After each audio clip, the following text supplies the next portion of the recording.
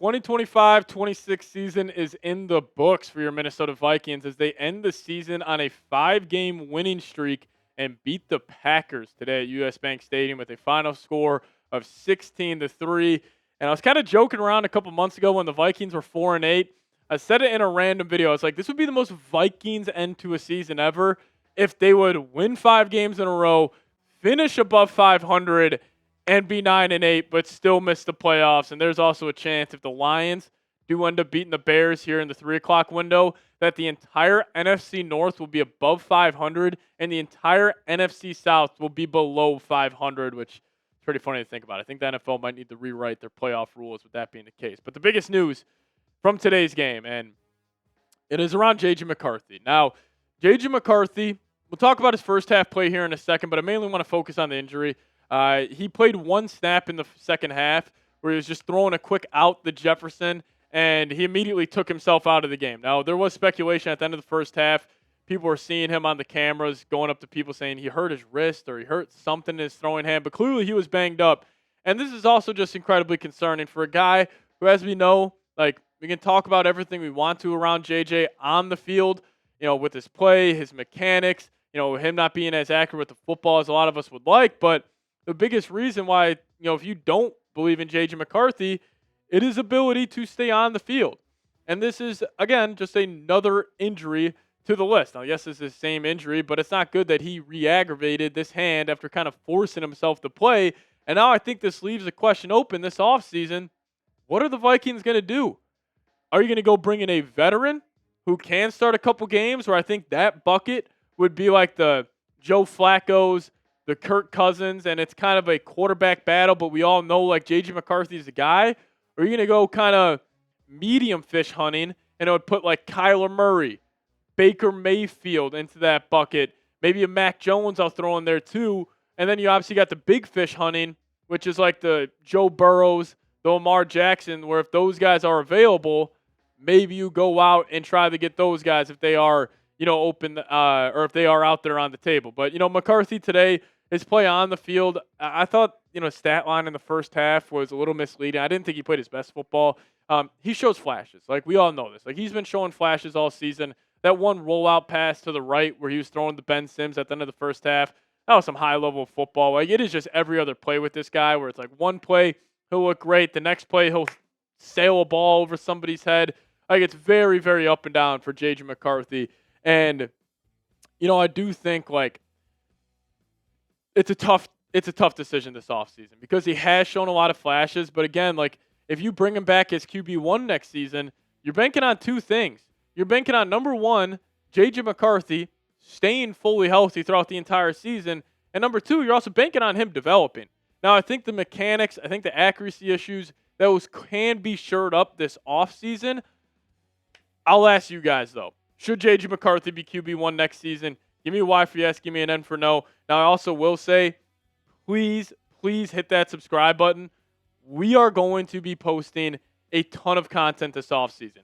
Multiple videos a day around 1, J.J. McCarthy, the quarterback competition, also Brian Flores, the whole 9 here. Like, there is going to be a lot to talk about around this football team. You see the bots that subscribe to the channel or unsubscribe in during the subscribe week. So if you guys want to help me beat the bots that fake subscribe to the channel and hit that subscribe button, that would be greatly appreciated. But there's going to be a ton around this football team this offseason. Like, we're posting multiple videos today per day.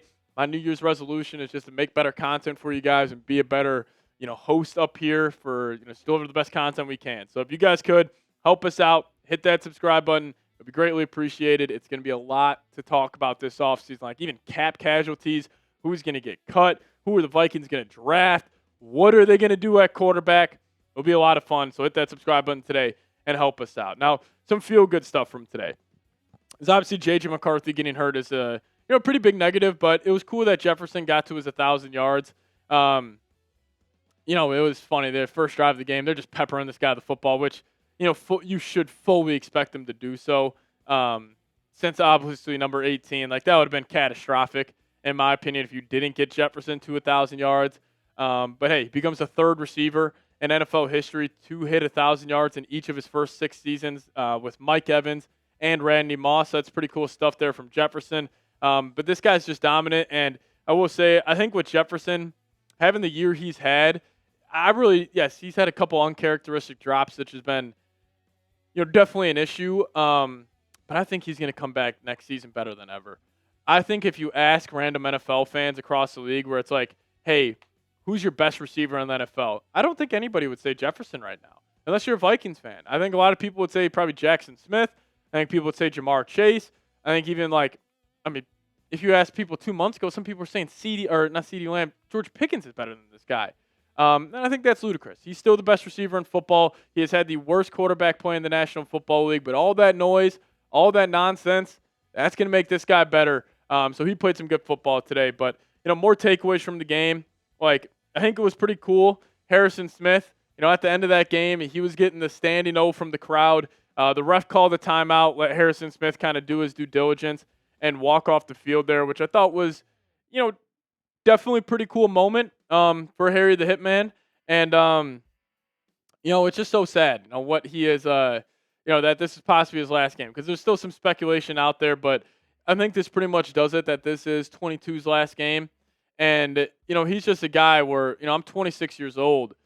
Growing up and watching the Vikings, this man was drafted in 2012. And, around 12, 13 years old, that's really when you start, diving into the NFL and really becoming a true fan. Harry the Hitman, he was a guy that will be on my Mount Rushmore favorite Vikings of all time. I got Justin Jefferson, Adrian Peterson, Randy Moss, and my 4 is probably the Hitman. Back with the Mike Zimmer days, he also started the Notre Dame safety hub in the NFL where Harry was the first one. Then went to Kyle Hamilton. You saw even a guy like Julian Love come from that tree as well. Just all types of love to Harrison Smith. If you guys want to show him some love here on today's show, probably his last game with the Minnesota Vikings, which is, it's sad. I feel for him. He's had a great career. He's one of the best safeties of all time in the National Football League. He should be in the Hall of Fame. I don't know if he'll be first ballot, but, man, you think about the longevity and the peak of this guy's career, you have a pretty strong argument. So if you guys want to show Harrison Smith some love, type those 22s down below. I'll get to more here around the defense, specifically actually a guy like Dallas Turner who had a really good game today. But today's episode is brought to you by PrizePicks. Whether you're starting a new routine or making player picks for the first time, trying something new can be hard. But in life and on PrizePicks, it always feels good to be right. With high-pressure playoff matchups every weekend and elite hoops action almost every night, action never stops, and PrizePicks lets you take control. And they have a new feature called Early Payouts. So if your player gets off to a hot start, you now have the option to cash out those winnings before the game even finishes. You guys can find your community on PrizePicks. With the new social feeds feature, you can share PrizePicks with your friends and copy lineups from winners with a single click. Copy lineups you like or use them as inspiration for your own picks. You can even follow PrizePicks partners like us and tail or fade our picks with just one click. So download the PrizePicks app today. Plug in that promo code CONS to get $50 in lineups after you play your first $5 lineup. That's promo code CONS to get $50 in lineups after you play your first $5 lineup. But shout out to PrizePicks for sponsoring today's edition of Vikings Out by Chat Sports. PrizePicks, it's good to be right. All right, some more positive from today. Dallas Turner, what an end to the season for number 15. This guy flying over the football field today. I thought his get-off was incredible. And his closing speed coming off the edge is legit. So even though, ton of negative around this season, obviously did not go as planned, but, you think about guys who did have breakout seasons. I consider Dallas Turner second half of the year. Let me just make sure I get this correct for you guys. He has had since the Bears game back on November 16th, 1, 2, 4, half a sack, 4.5. He's had 6.5 sacks since November 16th. So about 8 weeks, 6.5 sacks. This guy looks legit. He looks like he'll be a franchise edge rusher. Keep in mind, 22 years old. Wait until this guy gets that grown man strength. Wait until he just keeps on developing. I'm very excited to see what he can turn into. But you have him, and then you have a guy like Jalen Redmond on the interior of this defensive line, where, again, he didn't blow up the stat sheet today. But Jalen Redmond on the season, he just has had a monster year. He looks like he's a building block, not only like a starter, but he looks like a guy you can build around.